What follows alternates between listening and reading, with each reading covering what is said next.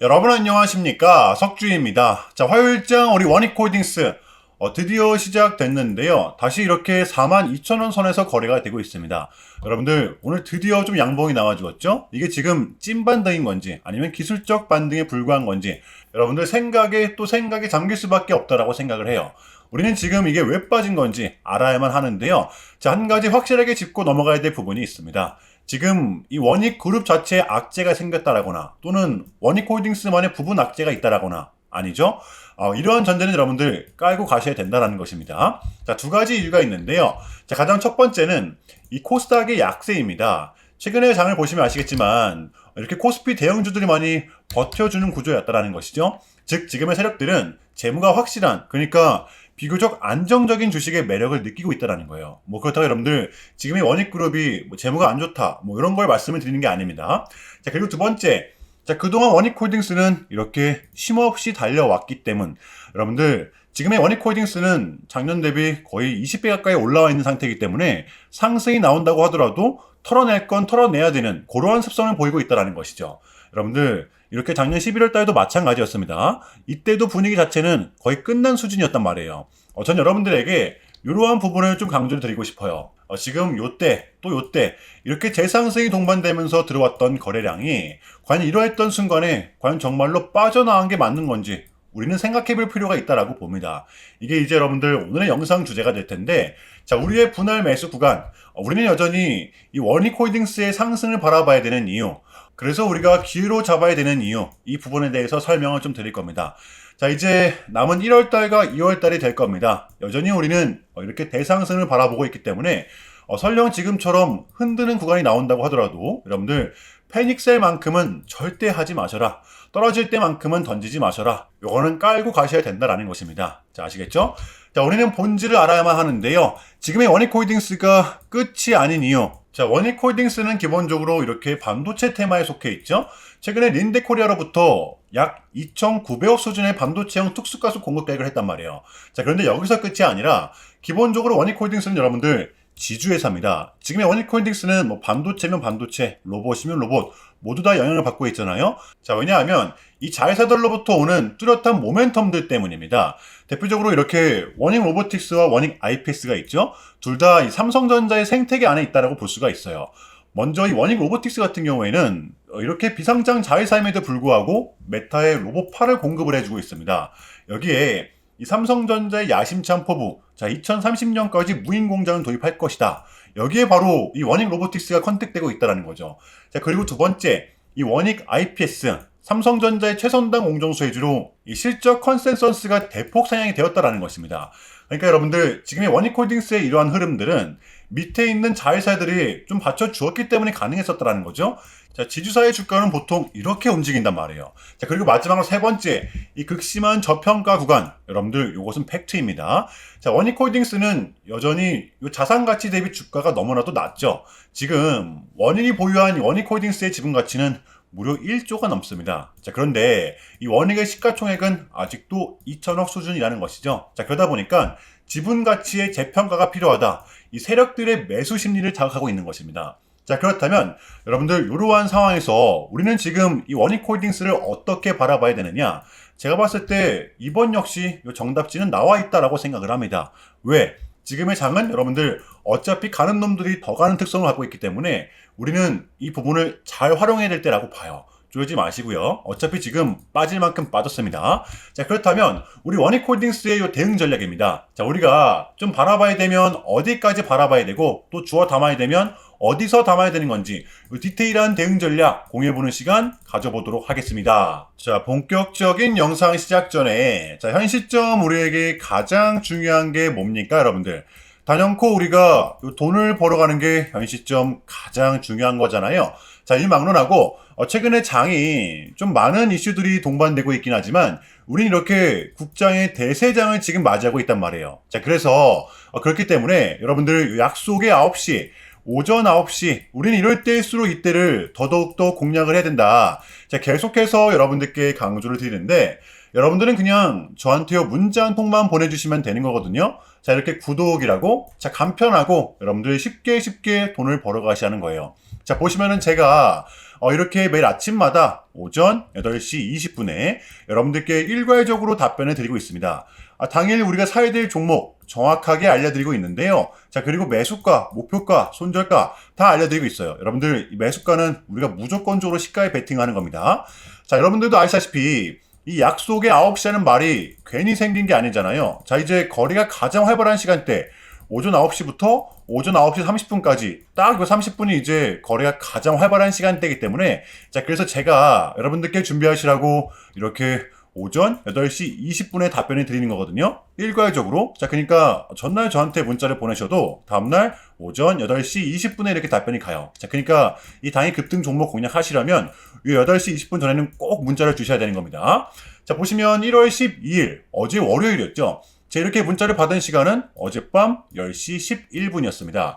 자, 그런데 제가 오늘 아침에 1월 13일 화요일 석주픽 오늘 관심 종목은 금호전기입니다. 라고 말씀을 드리면서 지금은 이 가는 놈들이 더 가는 이 국장의 특성, 자, 그래서 이 반도체 특히 장비 쪽을 눈여겨보자. 자, 어젯밤 이 젠슨왕의 강력한 한마디가 있었죠. 자, 게다가 이 금호전기 같은 경우에는 월요일 어제 시간에서 리브랜딩에 대한 공시까지 나왔었기 때문에, 자, 그래서 우리는 일봉상 5일선 단기 평선을 공략할 수 있을 것이다 강조를 드렸었단 말이에요. 자, 여러분들 오늘의 봉은 빼고 보셔야 됩니다. 제가 결정적으로 왜 이 종목을 여러분들께 추천을 드렸냐면 이 3박자가 딱딱딱 들어맞았었기 때문인데요. 첫 번째는 이 수급입니다. 최근에 재상승이 동반된 이 시점 거래량이 완벽하게 붙었었죠. 자, 그리고 두 번째, 자, 이렇게 강한 수급이 동반되다 보니까 직전의 고점 부근에서 지지가 나왔었고, 그리고 나서 어제 상을 쳤어요.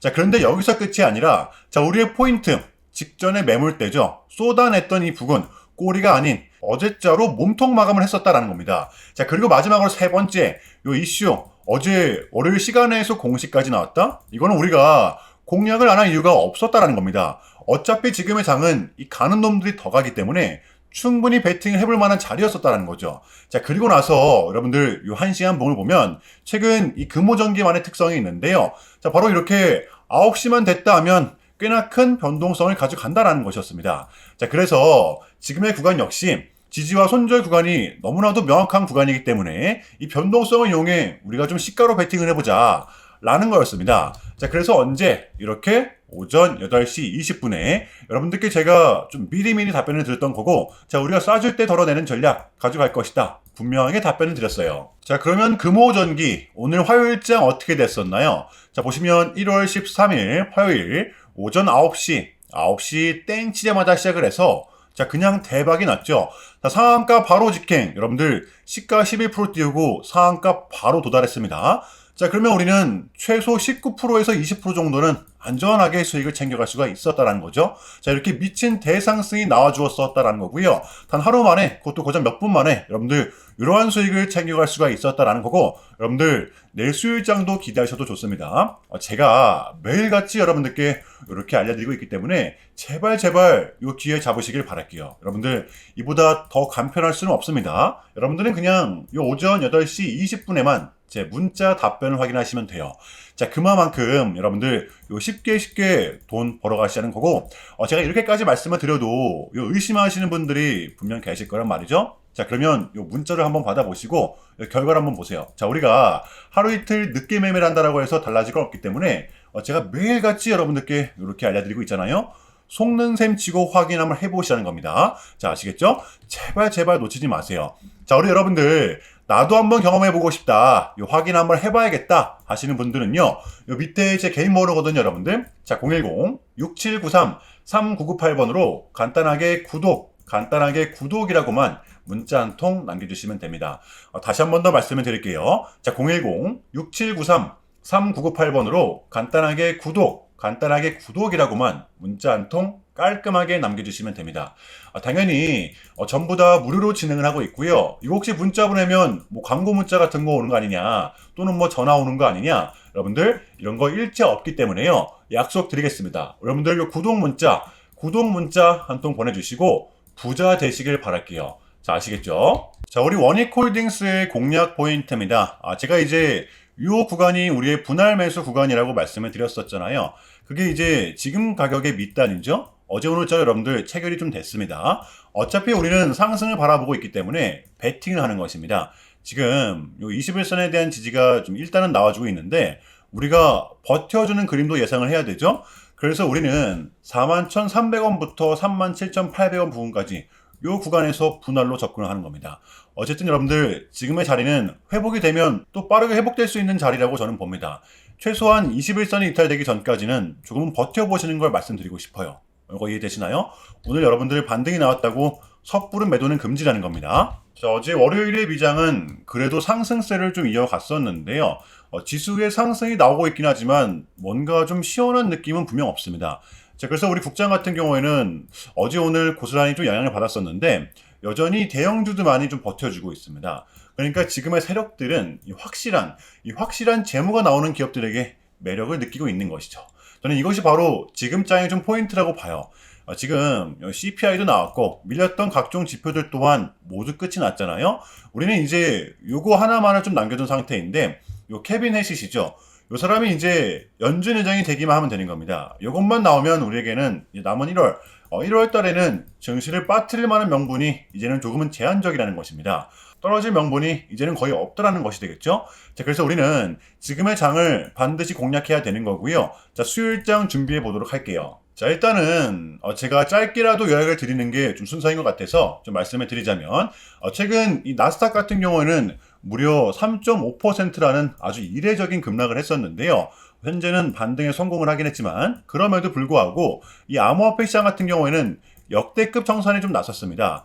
약 20빌리언, 한국 돈으로는 거의 30조 원에 달하는 역대급 청산이 좀 났었는데 자, 이러한 이유에는 역시나 트럼프가 중국을 향한 완벽한 적대적인 자세를 내비쳤었기 때문입니다. 특히 히토류 수출 통제에 대한 강한 불만을 제기하면서 이건 조치가 불가피하다. 관세를 100% 때리겠다. 거의 초강수를 뒀었거든요. 이게 이제 소프트 회장인 걸 수도 있겠고 또는 반도체와 관련된 걸 수도 있겠죠. 어쨌든 이렇게 명확한 100%라는 정확한 수치가 좀 나왔었기 때문에 시장은 곧장 반응을 했었습니다. 자, 그런데 다행스럽게도 트럼프는 트럼프였습니다. 지금 너무나도 많은 과정이 있었지만 결국에는 이 미국도 그렇고 중국도 그렇고 서로 간에 지금 손실이 많이 생기고 있다는 거잖아요. 경제가 안 좋다라는 걸 서로 인지를 하고 있단 말이에요. 자, 그래서 이 미국 같은 경우에는 중국 경제를 뭐 현재 박살내고 이런 것보다는 미국이 본인들이 만드는 물건을 중국이 소비를 해주긴 원합니다. 과거에는 이제 반대했었죠. 중국이 만드는 물건을 미국이 소비를 해주는 형식이었거든요. 자, 그런데 이제는 트럼프가 이렇게 약달러로 유발하고 있기 때문에 달러의 가치를 내려서 무역 적자에서 벗어나고자 한단 말이에요. 그래서 미국 안에 공장들을 막 지어내고 있는 거고요. 자, 그러면 이러한 물건들을 누가 사줘야 될 거 아닙니까? 그게 가장 큰 나라가 중국이라는 겁니다. 자, 그래서 트럼프는 계속적으로 이 중국을 소비국가로 만들고 싶어 한다는 거죠. 자, 그 전에 있었던 1차 무역 합의 같은 경우에도 중국에게 농산물을 구입할 수 있게끔 사인을 받아냈었잖아요. 저는 마찬가지라고 생각을 합니다. 중국이 더 이상 성장하지 못하게 제재와 견제도 당연히 하겠지만 더불어서 이 중국이 이제 본인들의 물건을 사줄 수 있는 나라로 소비해줄 수 있는 나라로 협상하는 게 지금 가장 중요했었다. 그래서 이번 아이펙은 우리한테는 절반 이상의 성공이었습니다. 자, 그래서 결론인데요. 지금 국제 관세가 위법이니 합법이니 또 안 좋은 소식들이 들리고 있지만 이게 이제 여러분들 결코 처음이 또 아니라는 거죠. 저는 최근에 이러한 흐름들이 좀 대변해주고 있다라고 생각을 합니다. 여러분들 흔들리지 마시고요. 자, 우리는 우리의 전략대로 또 버티다 보면 한 달 뒤, 또 2달 뒤 이 분명한 결과물을 가져올 수 있다라고 봐요. 그럼에도 불구하고 여러분들 좀 많이 혼란스럽겠지만 고통스럽겠지만 이것 또한 우리의 분명한 과정이기 때문에 우리는 지금 무조건적으로 견뎌내야 합니다. 자, 아시겠죠? 자, 그럼 이상으로 오늘 영상 여기서 마무리하겠습니다. 자, 오늘도 시청 감사드리고요. 오늘도 석주였습니다. 자, 감사합니다.